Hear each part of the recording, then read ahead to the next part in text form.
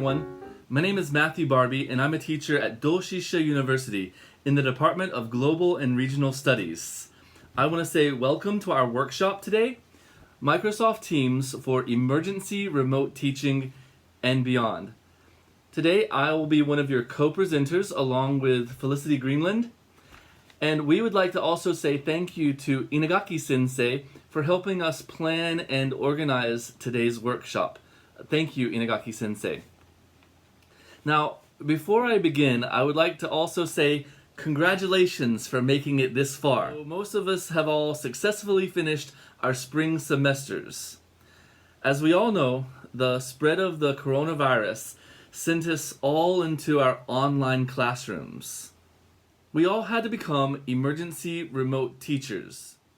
For Felicity and I, we both chose Microsoft Teams as our educational platform in the classroom. Today's workshop will hopefully take you through some of the tools that we used within Microsoft Teams. Now, we're not experts on Microsoft Teams, we're not hired or employed by Microsoft, but we want to show you what we did in the classroom, how we used Microsoft Teams to help us manage students, assignments, and how we were able to make a better environment as a whole for all of our students and for ourselves. Personally, we found Microsoft Teams both efficient and effective. We thought it was a great tool overall to help in the classroom, not only for online teaching, but as we enter the classroom again in the fall, where we might have a combination of synchronous and asynchronous and face-to-face classes, Felicity and I have both decided to continue to use Microsoft Teams. We feel that it's not only a good tool for online classes, but it also helps us manage face-to-face classes as well. So with that, let's begin. Felicity, if you would like to start. My job in this presentation today is to just talk you through the first 5 sections of the agenda. I'll be talking about part 1, creating classes through the IT office. Part 2, registering and adding students. Part 3, creating and using Teams channels and tabs. Part 4, class communication, and part 5, materials and file distribution.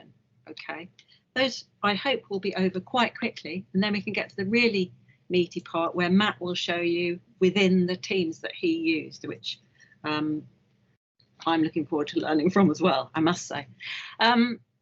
So the first part I'd like to talk about is creating classes through the IT. We aren't authorized to create our own classes, and so we need to fill out an application form.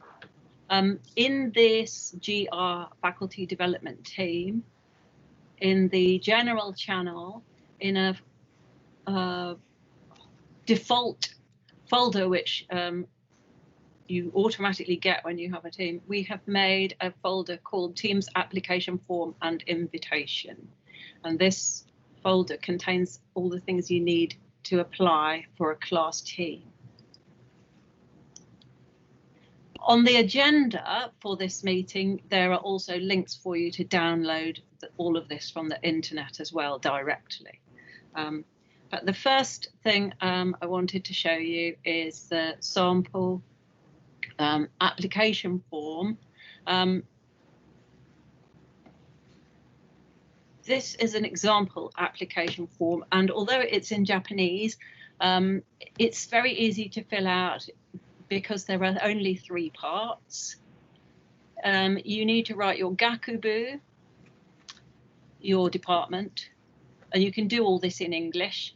Your name in kanji or in English if you're an English name, your katakana, your Doshisha email. So number 1 is about you.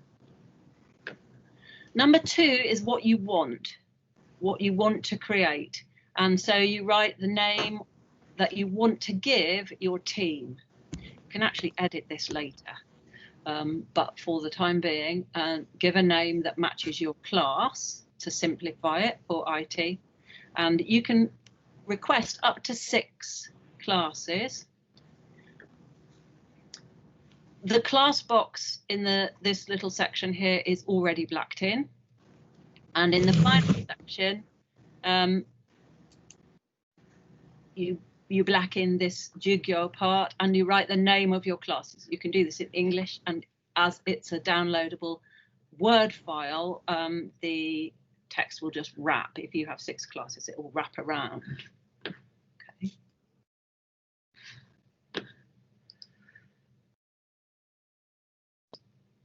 So you complete that and then you send it to the IT department, and their email is gjoshi, which is written on the agenda page 2. Page 2, support materials, Teams application forms. You can send that to the IT department, or you can submit that on paper to any of the IT offices around the campus. And then you need to wait. And they will inform you by email to your Doshisha email that they have created your teams. Okay. The next part on the agenda, part 2, is how to register and add students. And it's all part of this admin folder. So I'm going to talk about it now. So part 2, to register and add students, we inform the students by duet. Here is Matthew's message to his students by duet, and I'll show you where you can use these elements of his on our files. Before I change screen, this code is the way that you invite the students to your specific team. So I'm going to show you how to find the code. He put it into the title and also into the body of the duet message, and then attach a PDF with further instructions. Okay, so the text for the body of that email is in this file here. I won't open that because that takes a bit of time. And the PDF to attach is just here. If you want to edit it, there's a Word version or a PDF version if you just want to use the exact file that Matthew made, which is this, and it instructs the students how to join. So the main individual part of this process is the team code. Let me show you how to get that. So your team code, these ellipses at the side of the left-hand menu, these are the real tools for managing your team. So if I click on the name of the team, these ellipses, and I go into Manage Team, and the settings, here's the team code. It's a bit deeply buried, but anyway, there it is. And it's a series of numbers and letters. You can copy it just by one click, or you can select it. And then you copy that back into those master documents, and you can inform your students by duet. Okay.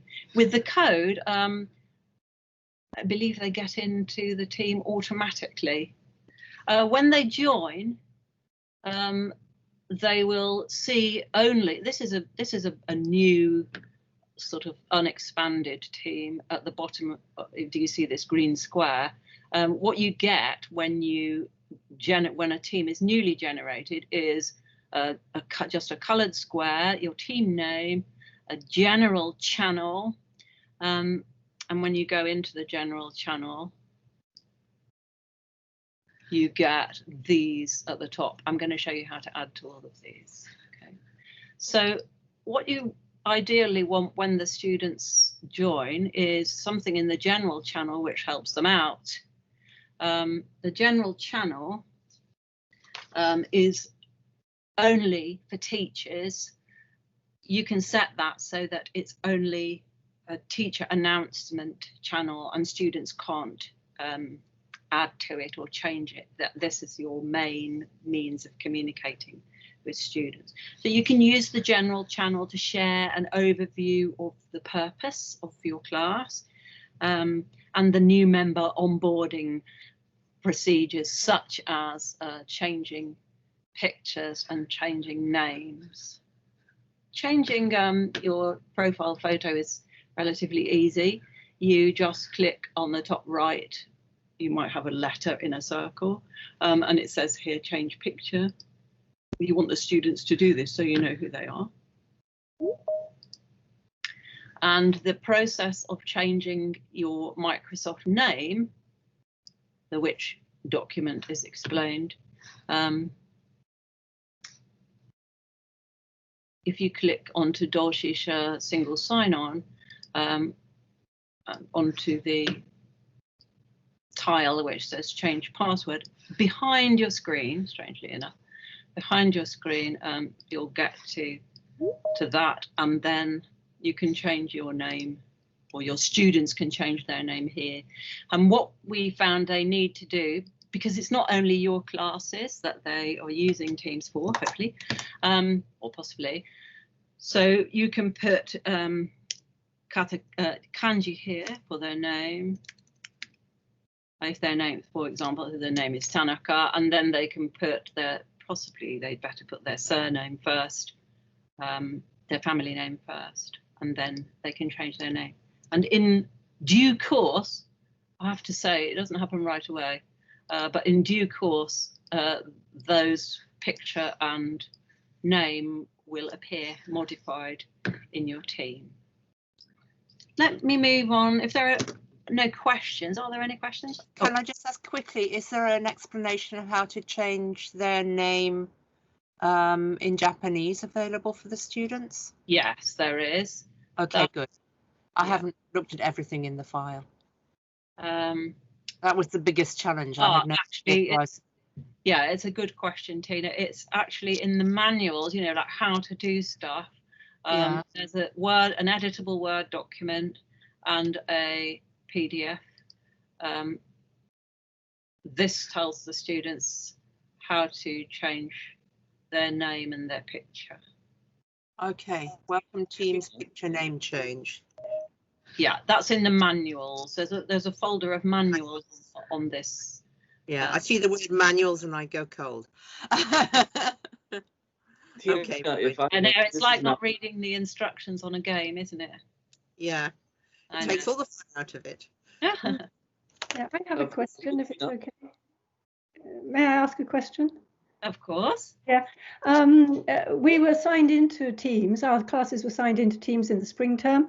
Are they now signed out? Do we do this for any classes that we want to use Teams with from the autumn term, or are they automatically? Is it just an automatically roll on into the autumn as well? They'll roll on for a year apparently, and okay. So even if your class was a one semester class, unless you request for it to be deleted, it will be there for a year. Okay, thank you. And then if you want to extend it, you can, but you have to request. Okay. Which I intuitively, I'll just say maybe email the Joshi email and ask them to extend particular classes. But most classes only do last a year, don't they? Yeah. I was just wondering if the spring ones were automatically going into the autumn. Yeah. If you've already used Teams and set up your Teams, then all that part doesn't really apply to you. But for the people who haven't done it before, that just shows them where the things are. Okay.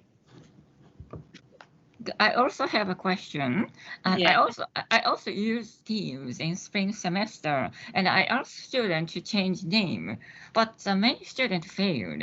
Although I explained the same thing, the main reason is it didn't change immediately. Even I tried sometimes, and in a few days, it eventually changes. But some students not so patient, just try one time and it didn't work. So it's a disaster. Just student name. I can't understand who are you. Yes. So what should I do? I think we all had that problem, and the reason for it is that you have to log out and log in again. That's It all. doesn't change. It doesn't change unless you log out and log in again. So, you know, eventually they will log in and log out. Does it say on this? Yeah, on this letter, it does say, there's the English here, but the Japanese, I think, is the same. It says the display may not change immediately. Mm-hmm. And this is for both the person who made the change and other team members. And if the teacher doesn't sign in and out, you won't see changes that the students may be seeing. So we all need to sign in and out fairly regularly at the beginning to get the changes visible to everyone. Oh, okay. Thank you very much. I'm not sure why, but that seems Okay. Okay. Yeah, thank you very much. I got it. Felicity, Yeah. if I may add, in the beginning, when we were creating classes, I asked my students to change their names to Romaji only. However, I realized very quickly that some Japanese teachers may also be using Teams. So I changed the instructions to have students change their names to both kanji, or the original, and also Romaji. So it's built into the instructions. Tina, if you're still listening, it asks students to write their name in both kanji and in Romaji if you send them those instructions. Okay, well, I'll start part 3.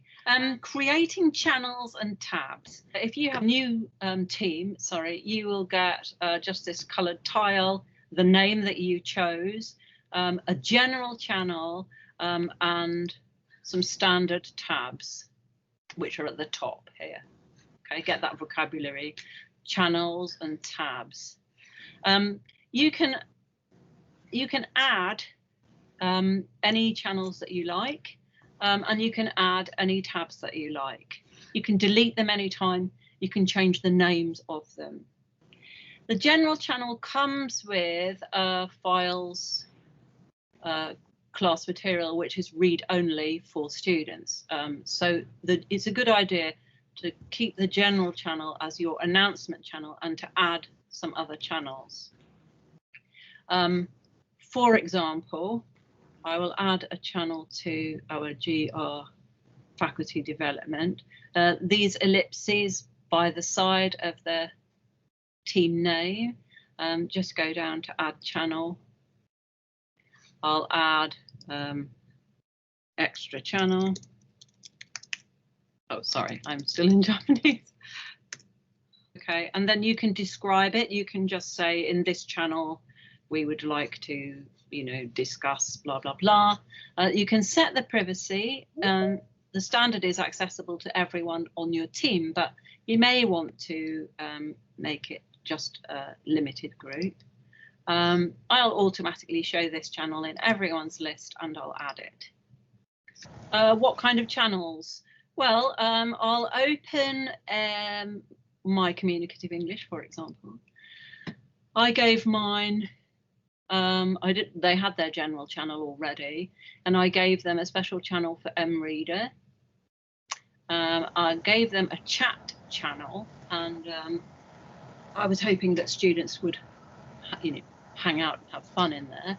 And then I gave them an FAQ channel to help them asking questions in the initial setup.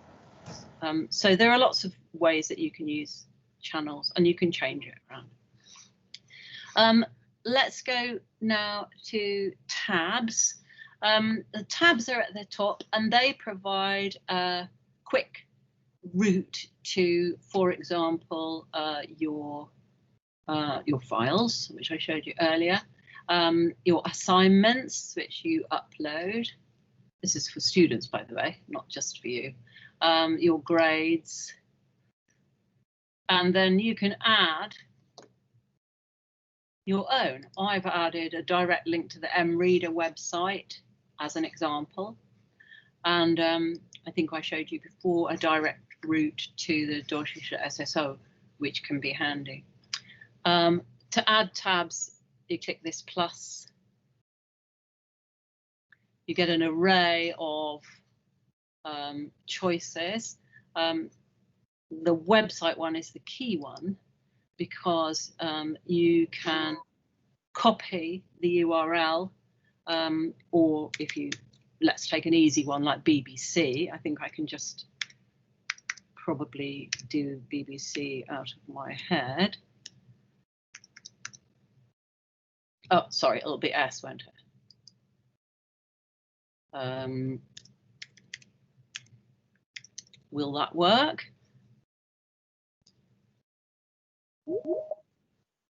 Yes, okay.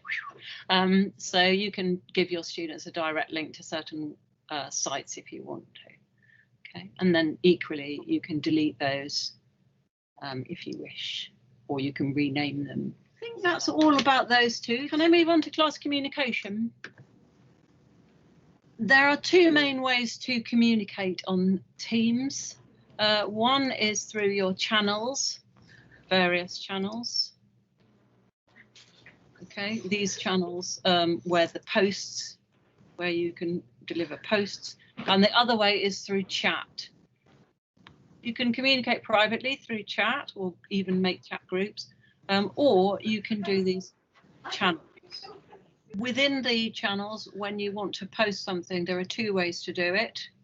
A regular conversation message,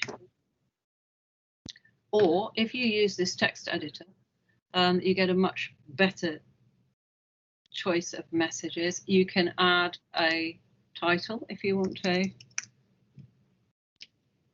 You can also make that into a marvelously beautiful announcement where you can choose illustrations. And this is what I didn't use in the spring semester, but obviously this is how to attract students and enthuse them with the how exciting it is to use Teams instead of sending them boring old text messages.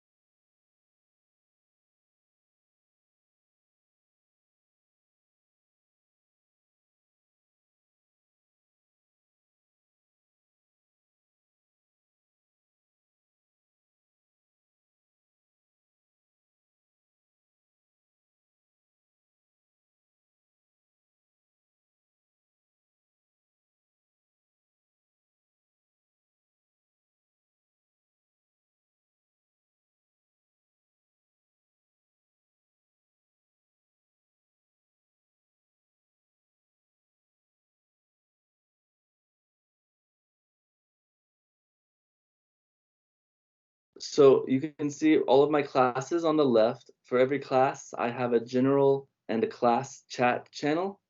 For class chat, I would post a question or a topic each week for students to reply to. I could post pictures, tell them what I was up to, and students could also reply by typing their own responses. When I saw the students' responses, I clicked the like reaction so that they knew that I saw it and that I recorded it in my grades.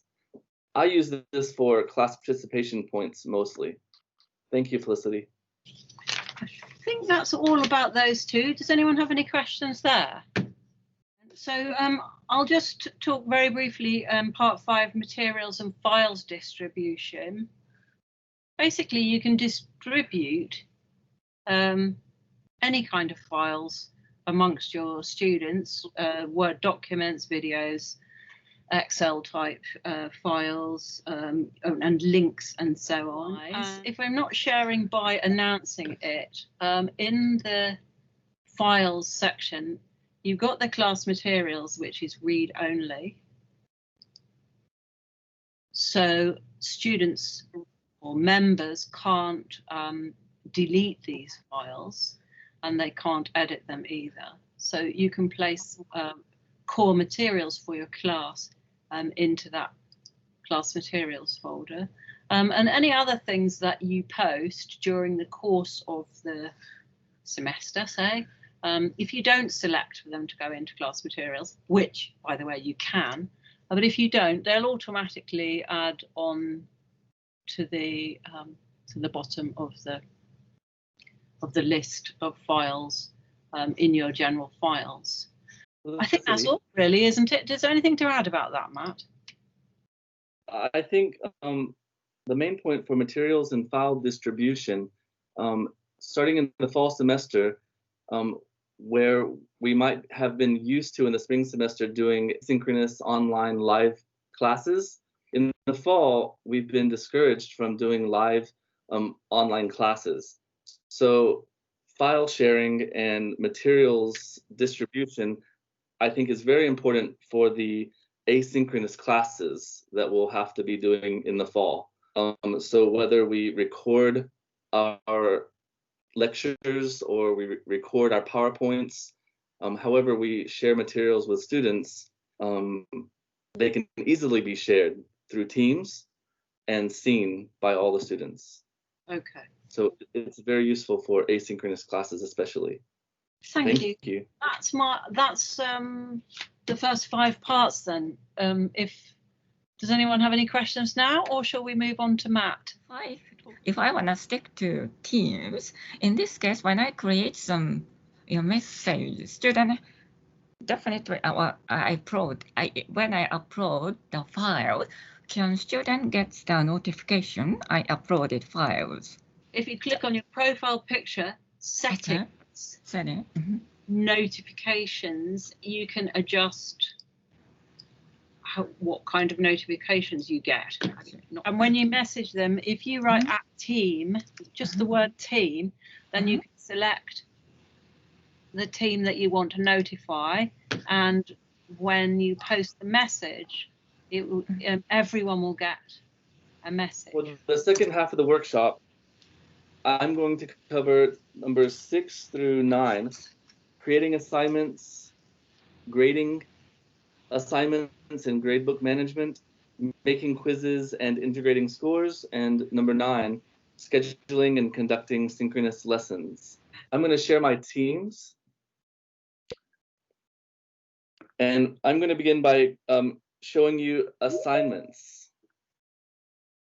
In today's team, I'm looking at the general channel, and I'm going to the assignments tab at the top of the screen.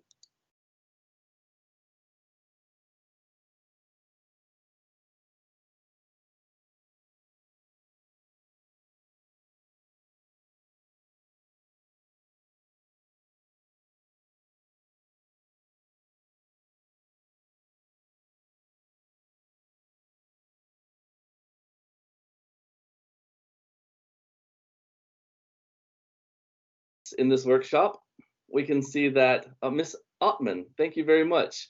You've apparently finished the teacher's quiz and you scored a 0, unfortunately. As students hand in the assignments, you will see that they have both viewed them and then eventually turned them in. You can then give them a score, or in this case, because it's a self-grading quiz, Miss Ottman automatically received a 0 for her work. All right. Let's now look at creating an assignment. So I'm going to go back again to the Assignments tab at the top of the screen, and then you see the Create button on the Assignments tab. I'm going to create, and we have some choices. Create a new assignment, create a quiz, or create from an existing or an assignment that I made before. I'm going to go ahead and create a new assignment.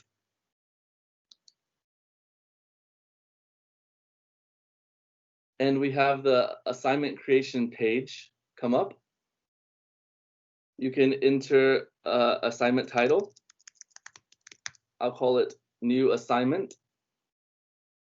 And then you can give the students more information, provide instructions, tell them how many points it's going to be worth. You can also add resources.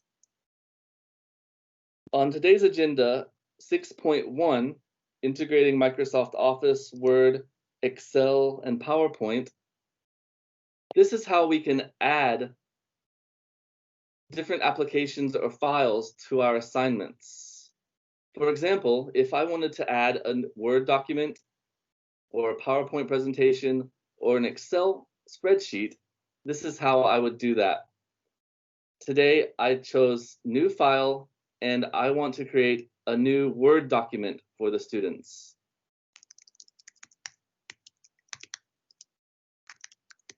And I will attach the file at the bottom. So I've now attached the new Word document for students. Now it says that students can't edit the document. However, I want to change that. I want to allow students to edit their own copies. So this is like sending a worksheet to each student individually. If they're able to edit their own copy, now let's, as a teacher, let's go in and edit the document. So this is the Word document that students will receive. New assignment, write your answers below. So I can create this document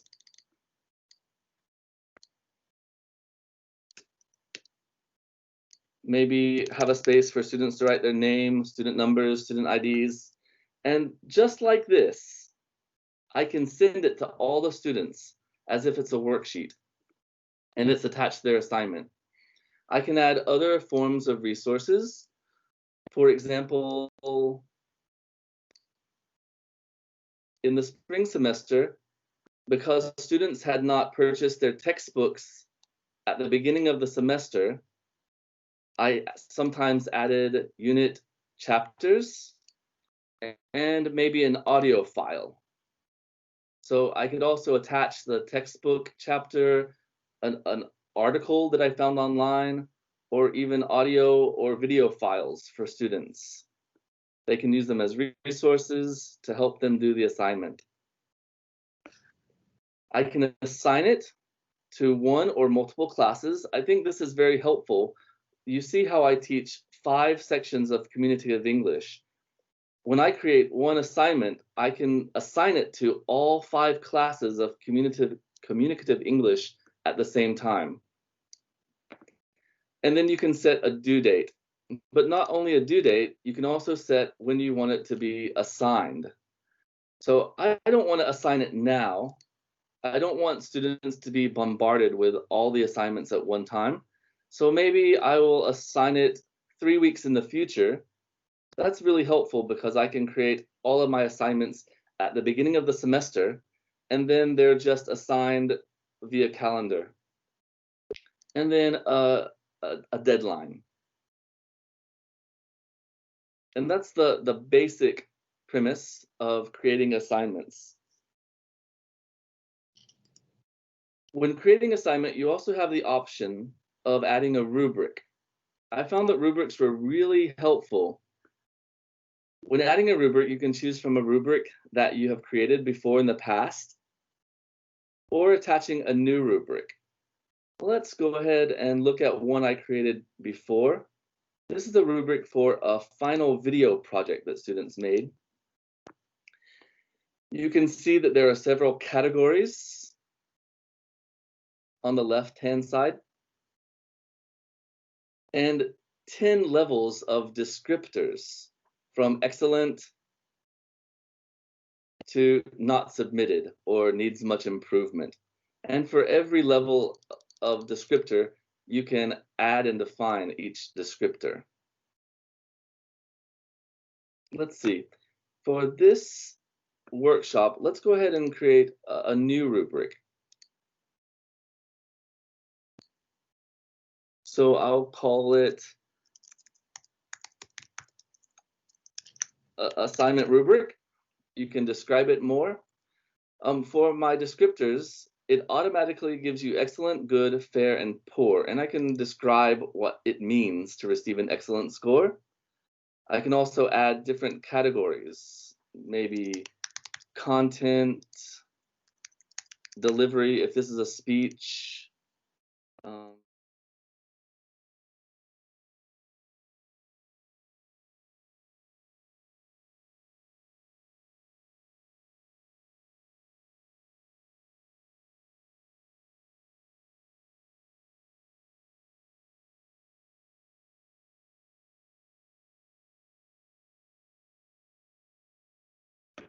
My assignments at the top of the screen, and you can see the student scores.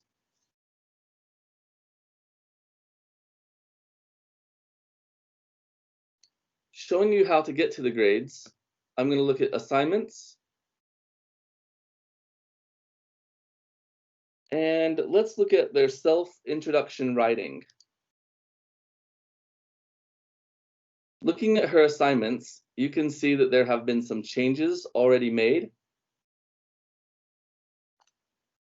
When I want to check her writing, I want to review, I want to mark my changes. So if there are any changes I want to make,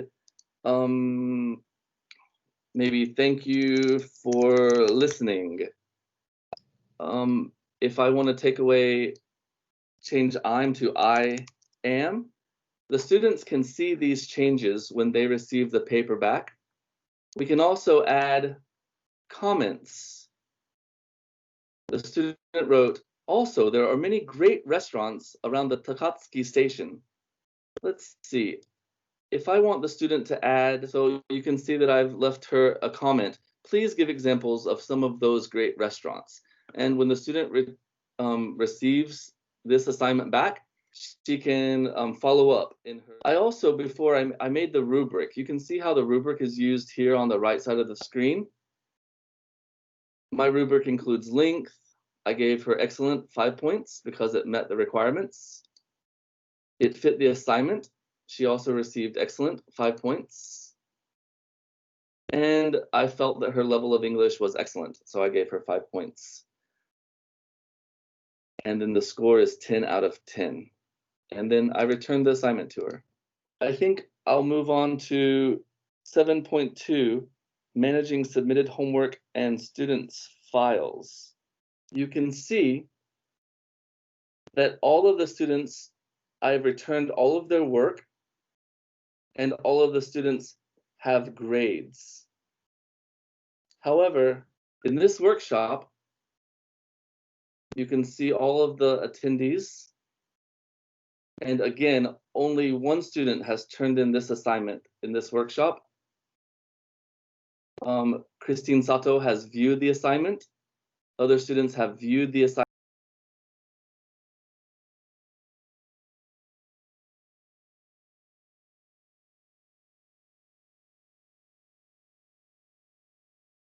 Introduction. Hello, today I will talk about me. I'm from Osaka and my birthday is July 10th, so I'm really looking forward to my birthday, and I'm work at part-time job at the Universal Studio Japan, but now the park is closed due to the coronavirus, so I can't work there.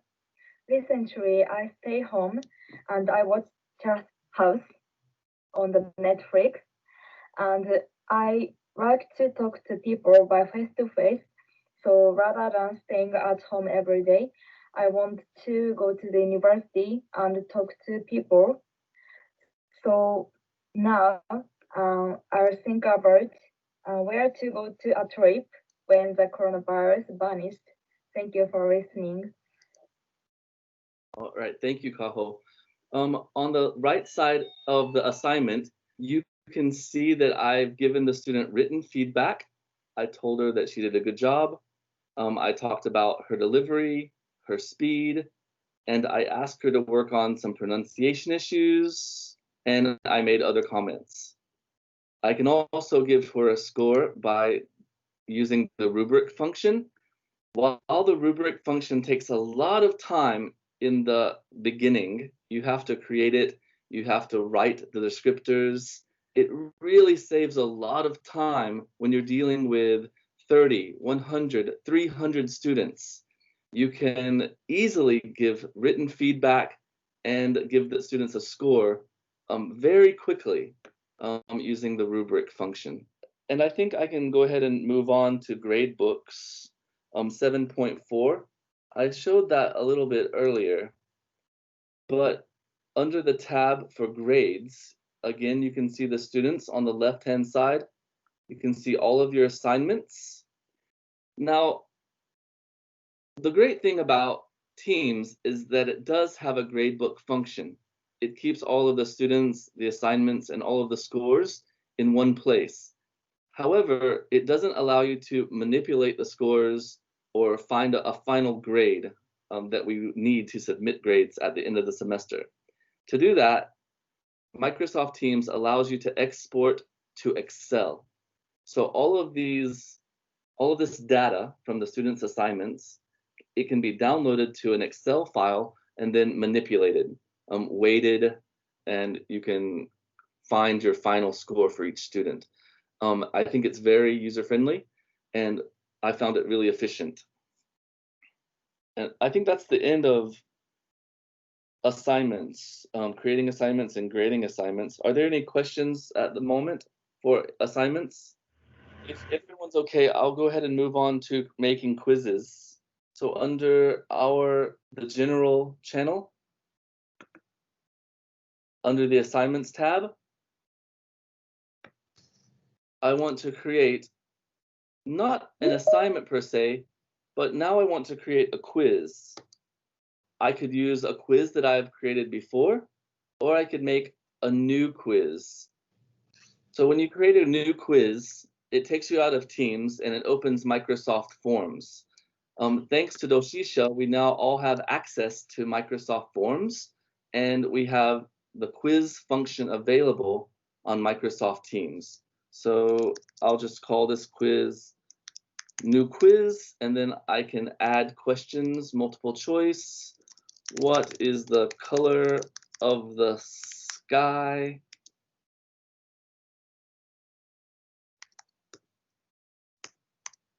Blue,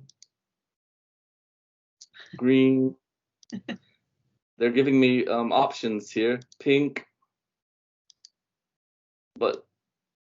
and red. Okay, sure. And if I go ahead and select the correct answer, this becomes an automatically graded quiz. If I do another multiple choice, what is my name? Monsieur. Felicity. Inagaki. Barbee-chan. I haven't given my real name, have I? I can choose the correct answer.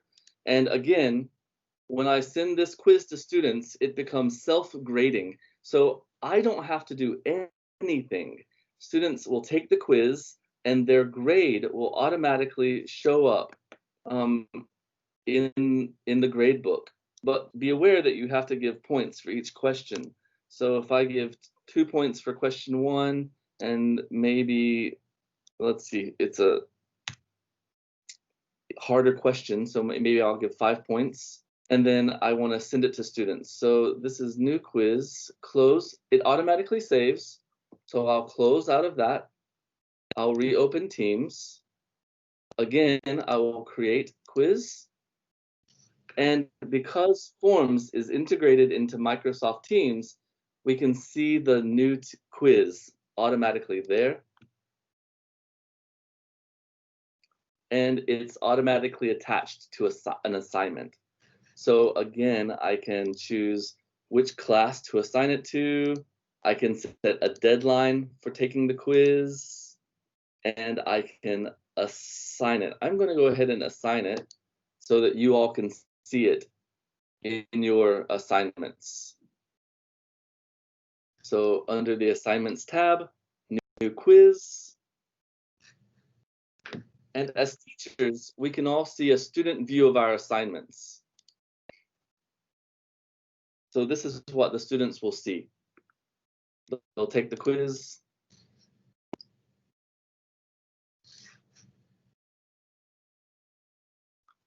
and it tells me that my response was submitted. And that's all. I think it's pretty easy.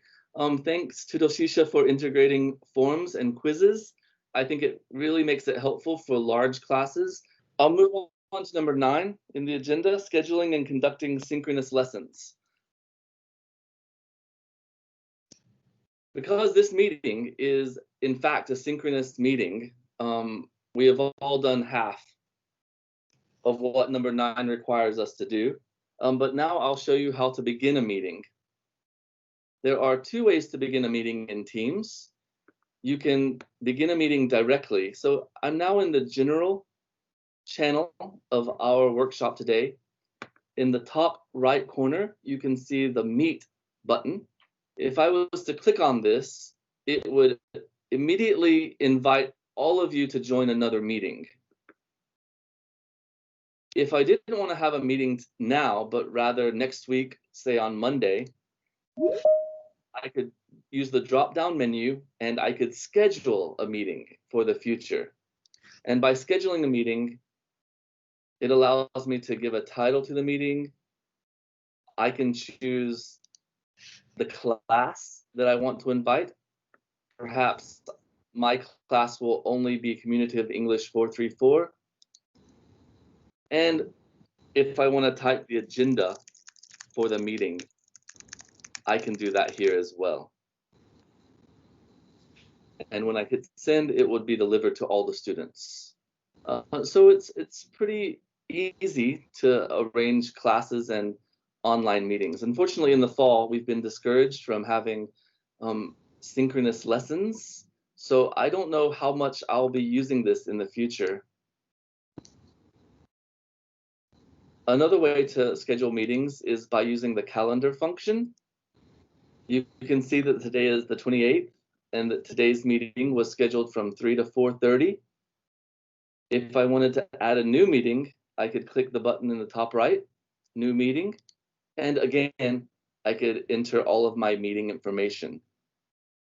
When you choose the class, all the students in that particular class will be automatically invited to your meeting.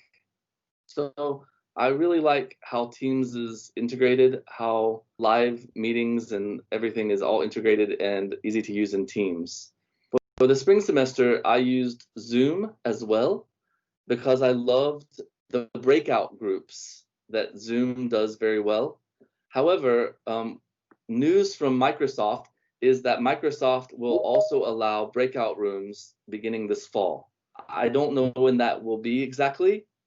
And while I won't go into it now, there is also a way to have breakout rooms in Teams. You can see in our workshop that I've created Group A, Group B, and Group C. I've created small group channels so that small groups of students could gather there to have their meetings separately from each other. If you have questions about that later, I think it's a little more complicated and we might need more time to go into that. But as of now, I think I will stop here. Felicity, do you want to add anything before we end and ask for questions? No, I think I don't need to add anything. Just perhaps just take some questions. Tina, do you have a question? Yeah, it was about breakout rooms. There isn't a date attached to when you think they'll roll that out? Just said fall? As of this morning, Microsoft has said that it will roll out in the fall. So there's not a date for that yet. But it's very easy to integrate Zoom if you wanted to have breakout classes, or you could also create small group channels in Teams. Right, okay. No, I mean, that would make it very complete at the moment. That's the reason I mainly use Zoom. Also because it's very easy. But yeah, thanks. I guess we have to keep our eyes peeled for that. Excuse me. So the current rate was very useful because I didn't know how to create quiz. I want to try to make it, but definitely I have a question later. In that case, can I ask you? through Teams or something like that? Yes, of course. I think we're going to leave up this faculty development team, so we can leave it up. And after today, I think we can all become owners, and we can all ask each other questions and help each other if you have more questions regarding Teams. Thank you. And are there any chance that these teams go down? Because if a lot of students upload videos, it will be very heavy. Is it okay? Well, as of right now, I have a little over 200 students, and for each class, they had around 3 or 4 video assignments. So around 800 videos. I've had already around 800 one-minute videos uploaded to my Teams, and I haven't had any. Well, that's great. In my case, I ask students to upload their video onto OneDrive, and like I just put some URL on Teams or eClass. That'll be safe. But if it's okay, that'll be easier for students. Well, Teams, so because Teams is a Microsoft application, it's also integrated into OneDrive. So it's the same file management system, OneDrive, SharePoint, and Microsoft Teams. So actually, all of the files are kept in the same place. Okay, thank you. I was just wondering about the chat function. Oh, why not? Continuing on from this idea of making small groups, how many people can chat together on the chat function? I mean, I've only chatted with one of them. Do it. I think it can be done audio as well. I think that you can speak on a chat as well on Teams. And I was wondering if that might be a possibility as a sort of a makeshift breakout group of perhaps 3 or 4. Is that? Do you know if that how many people can talk together on that function? What you can do, Chris, is to create channels as breakout rooms. That's what you did, isn't it, Matt, for this workshop? Group A, B, C, D. Yeah. I was just wondering on the chat, though. You know, there's chat, and I have actually had once or twice spoken with students on that, but I wondered whether if that could be 3 or 4 students talking together. I don't know if that's an option. I don't think students can chat between each other. I don't think students have permission from the administration to search each other and chat one by one. Right. But if you create a between... Okay. Yes, I hadn't realised that. Yeah. Well, I've put students into what I called a video channel when they were left after the class and they were still talking on Zoom, but I wanted to get them off of that. I made them a video channel in a class, and there was like 6 of them. They went to that channel and they had a video chat. So you can certainly do it that way. They may not be able to do it. And they can get onto the channel without you set it up for them, so they can just go in by themselves. Yes. And maybe I invited them. I can't quite remember, but it was possible. Yeah. And I think they can chat to each other, actually. Well, I think they used to be able to search each other's usernames. So if they exchange their email usernames, they would be able to search each other. Thank you. Yobe Sensei, do you have another question? The last question. As Matthew told us, checking student chats individually is a good way, but some teachers are very busy. So are there any good way, just checking individual students, just at a glance we can see if student did it or not? Are there any good way? You're talking about my class chat channel. Yeah. Students replied, I had to go back and look at every reply manually. So I just had to look at every reply and tick their name off Tick. if they had come. Manually. Did you answer? Did you reply?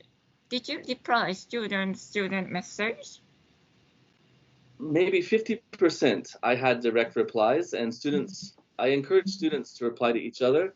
But if I read it, I clicked like or heart emoji. Yeah. So I acknowledged every student, and maybe I replied to 50%. Yeah. Thank you. I totally agree with you. I want to reply all the students, but it's a burden. It's difficult when you have a lot Very of students. difficult, yeah. Student happy though. I think so. I had a lot. Maybe you'll agree. We had a lot of great feedback from students using Teams and the synchronous classes. Also, it's 4:30 now, so maybe we should make it a formal ending to the meeting and say that we're going to stick around later if there are more questions. Inagaki-sensei, would you like to say something? Yeah, thank you very much for attending this workshop. I think it was great, and I think we all learned a lot, and hopefully we can use some of the knowledge and skills we learned through this workshop. We want to use it in the fall semesters. Thank you very much, Barbee Sensei and Greenland Sensei. Very welcome. Thank you very much. Thank you. Thank you.